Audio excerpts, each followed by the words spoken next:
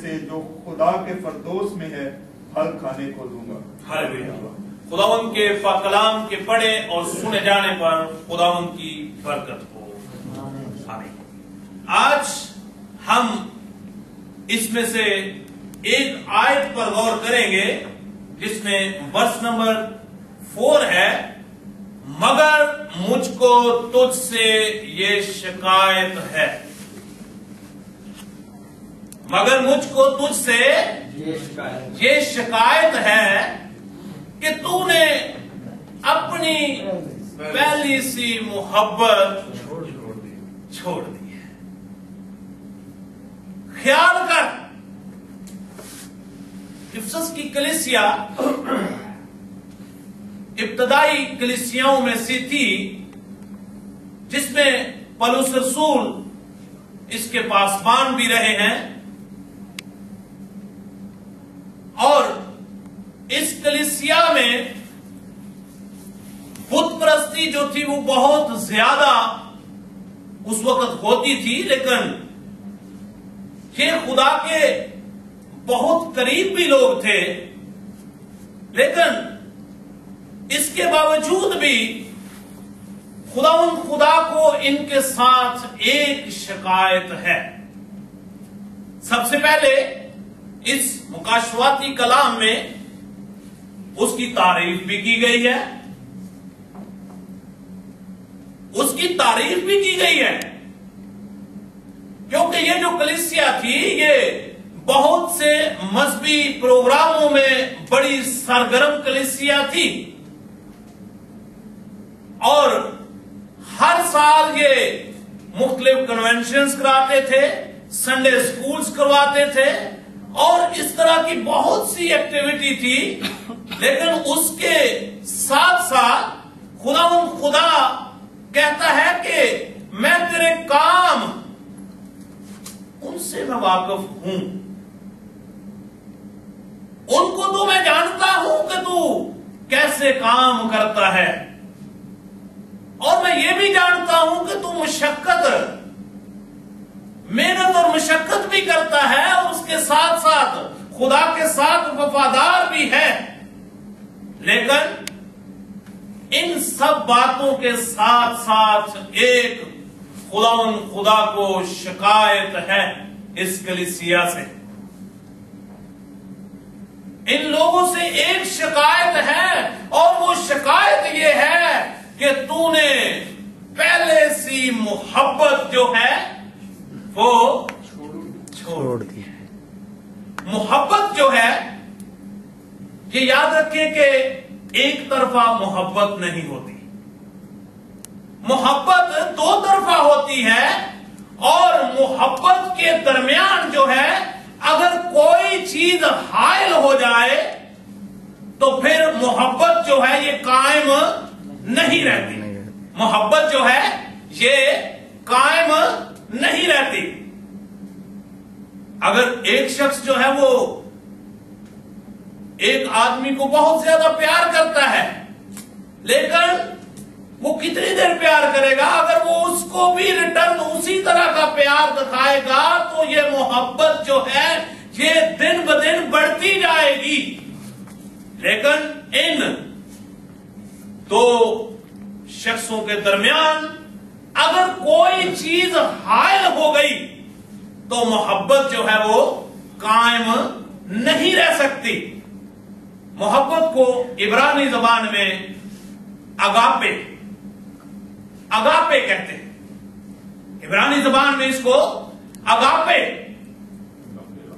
اور خدا نے دنیا سے ایسی محبت کی کہ اپنا کیا کیا جی؟ اپنا اکلوتا بیٹا بخش دیا، تاکہ جو کوئی اس پر ایمان لائے وہ ہلاک نہ ہو بلکہ کیا کرے؟ ہمیشہ کی زندگی حاصل کرے۔ اب یہ کلیسیا جو ہے یہ چرچ بھی باقاعدگی سے آتی تھی، بڑی تعریف بھی کی گئی ہے اس کی، لیکن اس کے باوجود بھی، اور کلیسیا کا نام کیا تھا؟ افسس، اور افسس کے جو لفظی معنی ہے اس کا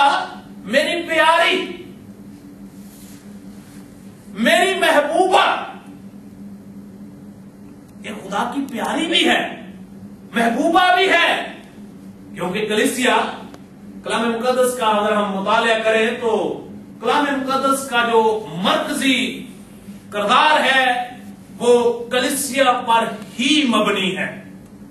और इस कलीसिया का दूल्हा कौन है? खुदावंद यीशु मसीह। और दूल्हा और दुल्हन का तल्लक कैसा होता है, ये रिश्ता कैसा नाजुक रिश्ता है, ये एक रिश्ता मोहब्बत पर ही कायम रहता है। और कलाम मुकद्दस का जब हम बाखूबी मुतालिया करें तो वहां पे लिखा हुआ है कि औरत जो है इसका सर कौन है? मर्द जो है वो इसका सर है। और इसी तरह कलीसिया जो है इसका सर कौन है? वो मसीह यीशु है।